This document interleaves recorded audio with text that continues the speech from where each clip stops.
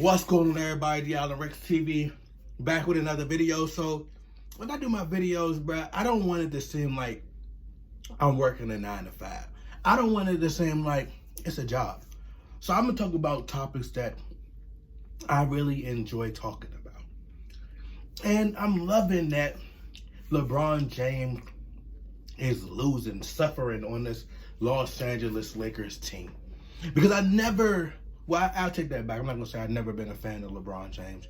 I don't hate LeBron James. I just don't like his ways, okay? And I don't like the Bron-sexuals. They just go overboard. Like Nick Wright, Chris Broussard, all these people, you know? I'm talking about, like, I can't stand these people, bruh.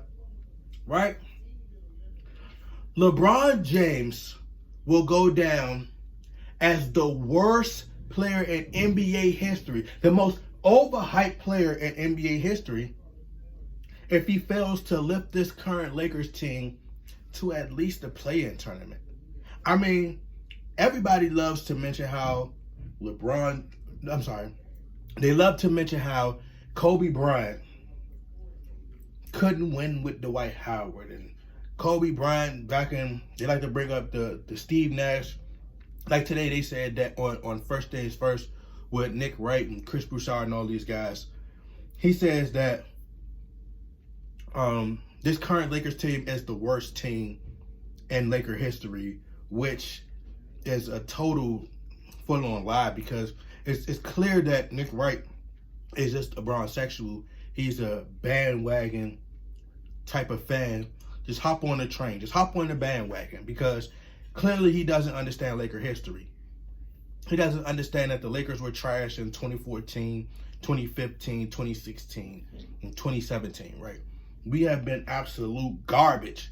It was one year where we only won like 21 games, and I think we lost like 61 if I'm not mistaken, right? I remember those years because why? I'm a Laker fan. I'm a diehard Laker fan. I got a Jordan Clarkson jersey in it. That's the only number 6 that matters. That's the only number 6 that I'll wear. And the guy by the name of Clark, I forgot his first name. He wore number 6 too. Right? But this is not the worst Lakers team.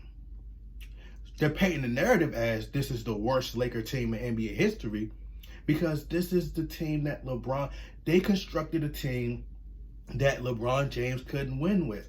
It's everybody else's fault except for LeBron James. Right? But the problem is, the team isn't that bad. They're painting the narrative. When we compare this team to Michael Jordan's team, they like to say, oh, the Wizards.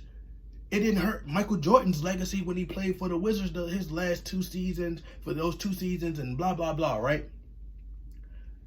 I think they're forgetting that the Lakers have better talent on this team than Michael Jordan had on that Wizards team. Right? Okay? Because Michael Jordan didn't have someone like, even when Anthony Davis was playing, they like to use the excuse that Anthony Davis injuries, blah, blah, blah. But these are the same people who were complaining when Anthony Davis was playing, saying that he's too soft, saying that he needs to go in the post. He's not scoring. He needs to step his game up. He needs to pick his game up. He needs to start averaging more.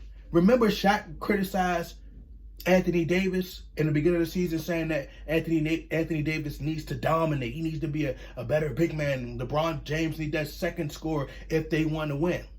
He needs that co-star if they want to win. That's what Shaq said. This is what a lot of LeBron James fans. So to sum it all up, Anthony Davis didn't even play well when he was with the Lakers, when he was healthy. They were complaining about they need to trade Anthony Davis. But now that LeBron James, they also like to paint this narrative that LeBron James has to score 50 points in order for the Lakers to win, when there are games where he didn't have to score 50 points. But they want to paint this narrative, they want to make it seem as though LeBron James has to put the team on his back. He has to put on this massive, just great performance and score all these points in order to win. Because of him, he has to carry the team.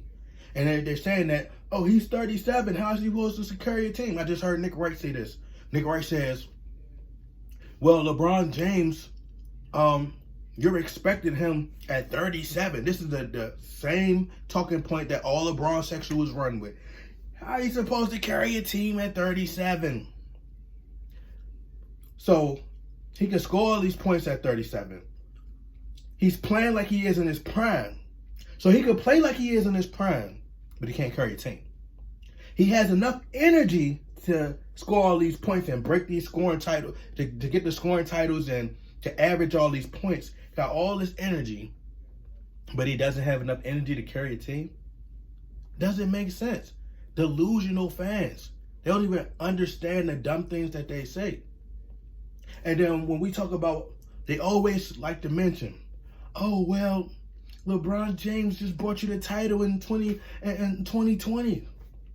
So what?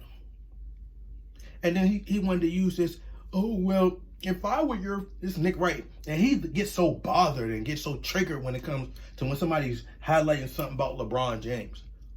Bruh, talking about if I were a friend and I gave you $10 million one time and I gave you $10 million one side of that 4 times, then what does that mean about me? That makes me a great friend. Shut up, nerd. He's the white Steve Urkel of television. Okay? A nerd, bruh. I know all the data, statistics, and the data. I know everything. LeBron James was in 1984.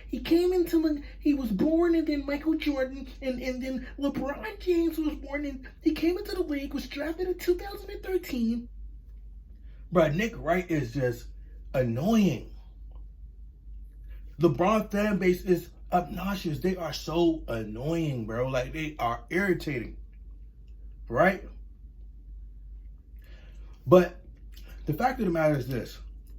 If LeBron James, let's use the president, for example. I'm not going to use any president name because I don't know who you guys support. If a president comes in and does all these phenomenal things, these great things, he gives us the stimulus checks. He's making sure that, the entire country is just thriving. The stock market thriving. The job market thriving. Which the president don't really do nothing anyway. But let's just say he's getting all the credit. Everything's just thriving in this 1 year as a president. He's done all these great deals with other countries. He's doing a phenomenal job, right? But then in the very next year, and the year after that, he's been in office for 2 years. And the job market crashed. The stock market crashed. Gas prices is through the roof. He's getting us into wars. He's doing all this, and the whole country fall apart. Do we just sit back and say, you know what? The president did a phenomenal job in 2020. It's 2022 now. The country's falling apart. We're on the last lifeline. We're all going to die tomorrow. So don't worry about it. No. We're going to say, oh, he need to be impeached. Or we need to try to get this man up out of here before he blows the entire country up, or we all going to be dead. Right? So LeBron James needs to be held accountable. They like to bring up how when he was they say, oh, he was in the West. Chris Broussard said he has the excuse of being able to say that, well, he's in year 19. No, you can't give him that excuse because he came to the West. No. If he could go out there at 37 years old and put up those type of numbers, then he should be able to carry this team to at least a play-in tournament. At least a play-in tournament. Simple as that. As I said, Kobe Bryant, torn Achilles, was able to lift that Lakers team to the playoffs. But you can't get them to at least that 11th seed. Now, we don't know. We don't know. We don't know what happens tonight. Maybe Luka Doncic has one of the worst nights in NBA history, and he, comes up short in this big moment. But what I'm predicting is that the Lakers will miss the play-in tournament. And if they do, LeBron James will go down as the worst player in NBA history. The worst player in NBA history. I don't hear nothing from the Bron sexuals. I want silence. Shh. Pure silence. I don't want to hear nothing from LeBron sexuals. It's over. He will, I mean, in my eyes, he was never top 5 anyway. He couldn't be considered that anyway. But you couldn't at least make it to a play-in tournament. You can't use the excuse. You asked for Russell Westbrook. Once again, Russell Westbrook, he won with Kevin Durant. He didn't win a championship, but he went to the, to the finals with Kevin Durant. And I don't want to hear y'all say, oh, well, they lost. Well, you give LeBron James praise and credit for going to the finals 10 times. So you can't have it both ways. Is it the finals about winning, or is it about just getting there? Michael Jordan lost all these time to the Detroit Pistons. He lost all these time to the Boston Celtics. Right? Once again, I'm not going to make this video too long. If LeBron James can't lift this Lakers team to the play-in tournament, don't ever say anything about him being the GOAT.